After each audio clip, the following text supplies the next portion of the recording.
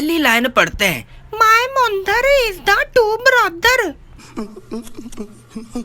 इधर इसके कहने का मतलब है कि मेरी अम्मी के दो भाई हैं, लेकिन भाई मदर में एन कहां से आ गया?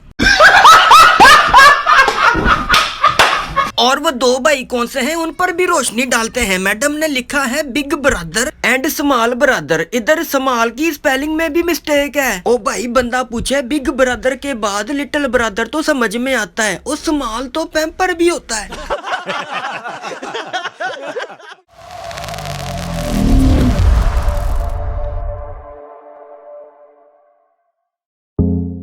अस्सलाम वालेकुम दोस्तों, वहीद फन टीवी में आपको खुशामदीद। आज तारीख है 28 सितंबर 2022 और आज हमारा सफ़र शुरू हो चुका है सिंध में रोहड़ी की जानिब। ये रोहड़ी के पुल की आपको मैंने तस्वीर दिखाई है। आगे आपके साथ इंटरेस्टिंग चीज़ें शेयर करते रहेंगे। सबसे पहले आप ये देखें, सॉरी फॉर बैड क्वालिटी दोस्तों, ये रास्ते में एक सीन कैच किया है। ये लड़के हैं देहात के जो हाथों से मच्छियाँ पकड़ रहे हैं। ना तार ना इंतज़ार तो आपने सुना ही होगा, लेकिन यहाँ पर ना जाल ना इंतज़ार है, हाथों से ही सारा काम हो रहा है भाई साहब। हमारे पास भी ऐसा बंदा था जो कहता था कि मैं नहर पे जाके इतनी जल्दी मच्छी पकड़ता हूँ कि जितनी जल्दी गरीब न्यास पकड़ता है।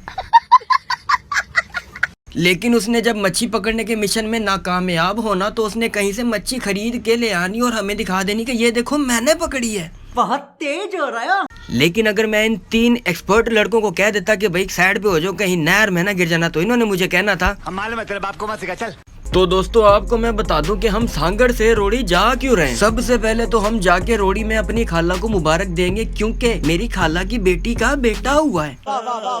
अब मैं आपको बता दूं कि मैंने ये व्लॉग वगैरह नहीं था बनाना, लेकिन मुझे मेरे इस दोस्त ने उंगल की के वही तो तू यार व्लॉग भी बनाई। हम अक्सर रोहड़ी बाय ट्रेन ही जाया करते हैं, लेकिन इस दफा सैलाब की वजह से ट्रेनें बंद थी और हमें अपनी कैरी करा के जाना पड़ा। बहरहाल वीडियो में तो हम रोड पर ही हैं, लेकिन हम रोहड़ी पहुंच चुके हैं। रोहड़ी पहुंचने के दूसरे दिन मैं शाह नजफ गया तो देखा तो शाह नजफ के दरवाजे बंद थे। अब आप किसी गुमान में ना रहना कि शाह नजफ रोहड़ी में कैसे, तो मैं आपको बता दूं कि रोहड़ी में हजरत अली के रोजे की सिर्फ छवि बनाई गई है। तो लो जी, ये मैं हूँ, मेरे पीछे रोहड़ी वाला करबला का मैदान है और ये चिंटू है। चलें अभी आपको शाह नजफ का बाहर से थोड़ा व्यू दिखाते हैं। देख लें जी, आप सफाई हो रही थी और हम दोपहर के वक्त पहुंच गए थे। वो सामने आप देख सकते हैं, वो शाह नजफ के सामने मरकजी इमाम बारगाह है। अब फिर से ये मैं हूँ। अभी थोड़ा आपको व्यू दिखाते हैं मैदान करबला का, सॉरी रोहड़ी वाले मैदान करबला का। दोस्तों ये रोहड़ी का वो ही मैदान करबला है जहां 10 मुहर्रमुल हराम को मिसाल के तौर पे कहा जाए तो पैर रखने की भी जगह नहीं होती।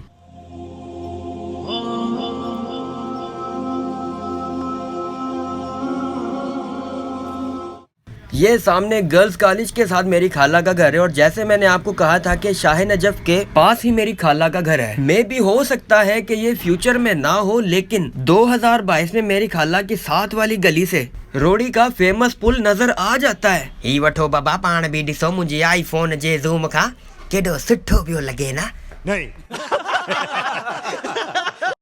फिर जी मैं अपने रोहड़ी वाले बेस्ट फ्रेंड्स के साथ वीडियो शूट पे गया। ये जो खड़ा हुआ था पीछे, इसका नाम है असद, और ये जो मेरे साथ में खड़े हैं इनका नाम है अवेश भाई।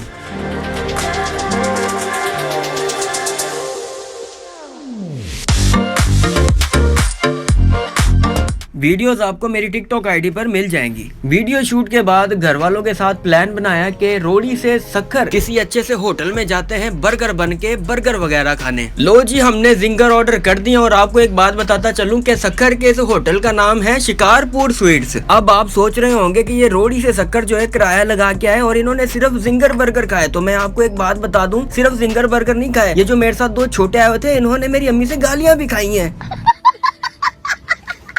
चले जी थोड़ा सा फोटो शूट कर लेते हैं। ये मैडम मदिया का आप पोस्ट चेक कर ले पहले तो। उम्मीद करता हूँ इसके लिए आपका रिएक्शन ये नहीं होगा।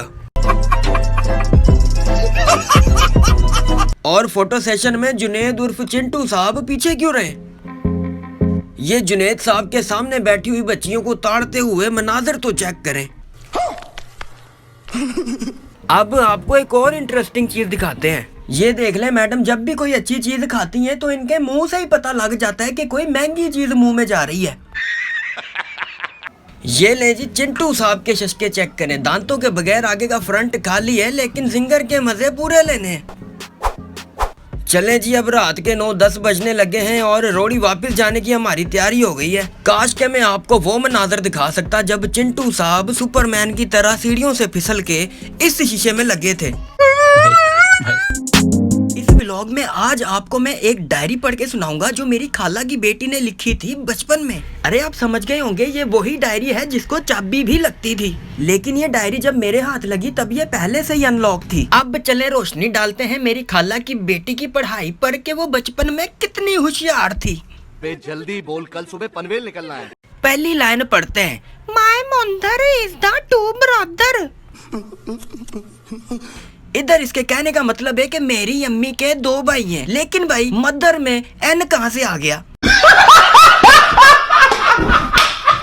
और वो 2 भाई कौन से हैं, उन पर भी रोशनी डालते हैं। मैडम ने लिखा है big brother and small brother. इधर स्मॉल की स्पेलिंग में भी मिस्टेक है। ओ भाई, बंदा पूछे बिग ब्रदर के बाद लिटिल ब्रदर तो समझ में आता है, और स्मॉल तो पैम्पर भी होता है। यकीन मानो, अगर ये डायरी मैडम अपने इंग्लिश के टीचर के सामने पढ़ देती तो उसने कहना था स्मॉल ब्रदर के बाद मैडम कह रही है my mother is the one sister. इधर मैडम का कहना है कि मेरी अम्मी की एक बहन है। मैं तो बस इतना कहना चाहता हूँ कि यहाँ पर इंग्लिश की गजब बेइज्जती है।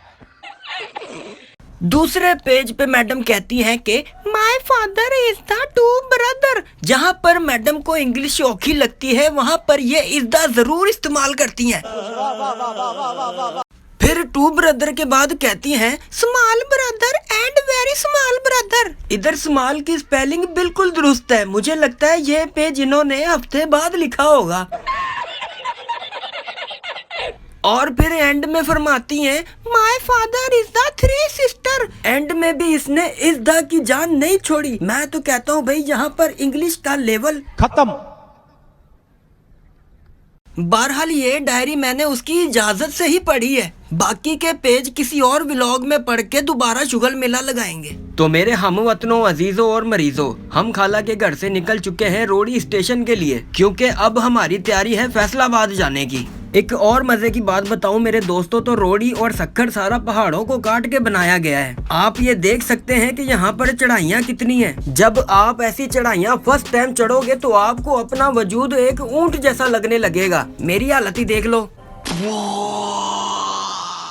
फाइनली हम पहुंच चुके हैं रोड़ी के रेलवे स्टेशन पे। ये मैं हूँ, मेरे पीछे कुल्ली है और मैं आपको अपनी ट्रेन दिखाता हूँ कि जिसमें हमने सफर करना है। और चलो रहने दो यार, आपने कौन सा ट्रेन देख के अपनी टिकटें करा लेनी है। दोस्तों आप देख सकते हो 2022 के सैलाब के बाद हमारे सिंध के रेलवे स्टेशन की क्या हालत है। दूसरे मुल्क तबाह होने के बाद 6-6 महीनों में खुद को तैयार कर लेते हैं और रिकॉर्ड बना देते हैं, और हमारी गवर्नमेंटें सालों का पैसा दिनों में खा के रिकॉर्ड बनाती हैं। ये फिर से मैं हूँ और ये दोस्तों हमारी बच्चा पार्टी की सफर से पहले की तस्वीर है। चलें जी, रोड़ी से फैसलाबाद सफर हमारा अल्हम्दुलिल्लाह शुरू हो चुका है। तो अल्लाह हाफिज भैन रोड़ी दिया पुल्ला, तेरा भी देख लिया ऐसी गेट खुला। तो मेरे दोस्तों, भाइयों और बहनों, आप लोगों से मेरी एक खास रिक्वेस्ट है कि आप लोगों ने ऐसा काम जिंदगी में कभी नहीं करना जो मैंने कर दिया है। ये मैं हूँ, और मैं जिस काम की बात कर रहा था वो ये है कि आपने कभी भी ट्रेन के दरवाजे में खड़े होकर वीडियो नहीं बनानी, नहीं तो कोई भी हादसा पेश आ सकता है।